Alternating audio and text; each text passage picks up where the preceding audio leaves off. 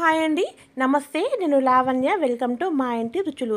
ఈరోజు మన వీడియోలో కమ్మనైన సొరకాయ హల్వాను సింపుల్గా ఎలా చేసుకోవాలో చూద్దాం.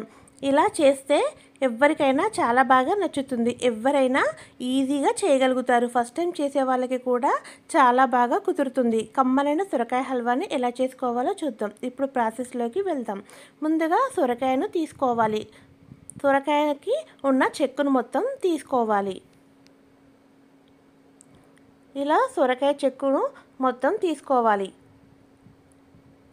ఇలా తీసుకున్న తర్వాత సొరకాయ పెద్దదిగా ఉంది, తురుముకోవడానికి కొంచెం ఇబ్బందిగా ఉంటుంది కాబట్టి సొరకాయను ఇలా ముక్కలుగా కట్ చేసుకుంటున్నాను.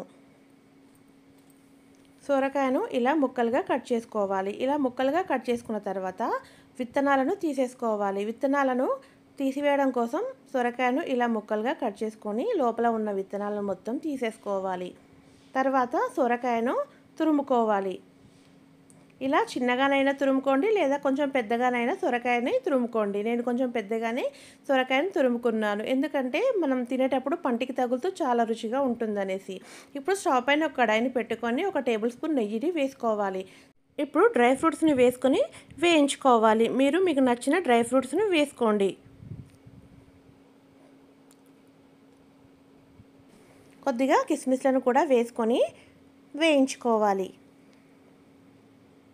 మీకు నచ్చిన డ్రై ఫ్రూట్స్ను మీరు వేయించుకోండి. డ్రై ఫ్రూట్స్ ఇలా వేగిన తర్వాత వీటిని తీసుకొని పక్కన పెట్టుకుందాం. ఇప్పుడు మనం తురుము పెట్టుకున్న సొరకాయ తురుమును వేసుకోవాలి. వేసుకొని మొత్తం ఒకసారి కలుపుకోవాలి. ఈ సొరకాయలో ఉన్న పచ్చిదనం మొత్తం పోయి సొరకాయ మంచిగా మగ్గేంత వరకు కుక్ చేసుకోవాలి. ఇప్పుడు మూత పెట్టుకొని సొరకాయ తురుమును మగ్గించుకుందాం. మధ్య మధ్యలో మూత తీసుకొని కలుపుకుంటూ ఉండాలి, లేదంటే అడుగు మాడిపోతుంది.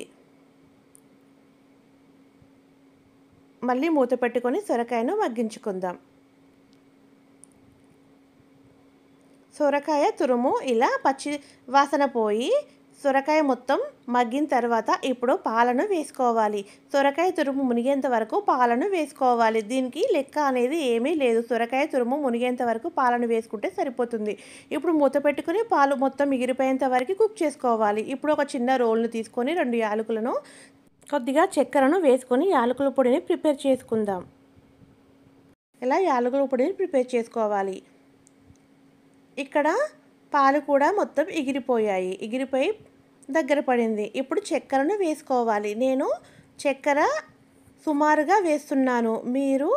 మీరు తినే స్వీట్నెస్కి తగ్గట్టుగా చక్కెరను వేసుకోండి, లేదా కొలతతో చెప్పుకోవాలనుకుంటే 2 కప్పుల సొరకాయ తురుముకు స్వీట్నెస్ ఎక్కువగా తినేవాళ్ళ అయితే 1 కప్పు చక్కెరను వేసుకోండి. స్వీట్నెస్ తక్కువగా తినేవాళ్ళైతే కొద్దిగా తగ్గించుకోండి. చక్కెర వేసుకున్న తర్వాత హల్వా పాకం వచ్చి లూజ్గా అవుతుంది. ఆ వాటర్ మొత్తం ఎగిరిపోయేంత వరకు కుక్ చేసుకోవాలి. ఇప్పుడు మనం దంచి పెట్టుకున్న యాలకుల పొడిని వేసుకోవాలి. వేసుకొని మొత్తం ఒకసారి కలుపుకోవాలి. ఇప్పుడు కొద్దిగా ఫుడ్ కలర్ని వేసుకుంటున్నాను. ఫుడ్ కలర్ కేవలం ఆప్షనల్ మాత్రమే. మీకు నచ్చితే వేసుకోండి, లేదంటే స్కిప్ చేసుకోండి. కలర్ బాగుంటుందనేసి నేను ఫుడ్ కలర్ని వేసుకున్నాను. ఫుడ్ కలర్ వేసుకున్న తర్వాత హల్వాకి మొత్తం పట్టేలాగా బాగా కలుపుకోవాలి. ఈ హల్వా చాలా రుచిగా ఉంటుంది. కేవలం సొరకాయతో ఇంట్లో ఉన్న వాటితోనే చాలా ఈజీగా ఈ హల్వాను తయారు చేసుకోవచ్చు. మీరు కూడా తప్పకుండా ట్రై చేయండి. ఈ హల్వాని పిల్లలైతే చాలా బాగా ఇష్టపడతారు. ఇలా మొత్తం కలిసేలాగా కలుపుకోవాలి. ఇప్పుడు మనం ఫ్రై చేసి పెట్టుకున్న డ్రై ఫ్రూట్స్ని వేసుకోవాలి. డ్రై ఫ్రూట్స్ వేసుకున్న తర్వాత మొత్తం ఒకసారి కలుపుకోవాలి. అంతేనండి. ఇలా చేసుకున్నామంటే కమ్మనైన సొరకాయ హల్వా రెడీ అయిపోతుంది. వీడియో నచ్చితే లైక్ చేయండి, మీ ఫ్రెండ్స్కి రిలేటివ్స్కి షేర్ చేయండి. మరిన్ని వీడియోల కోసం మా ఇంటి రుచులు ఛానల్ని సబ్స్క్రైబ్ చేసుకోండి. Thank you for watching.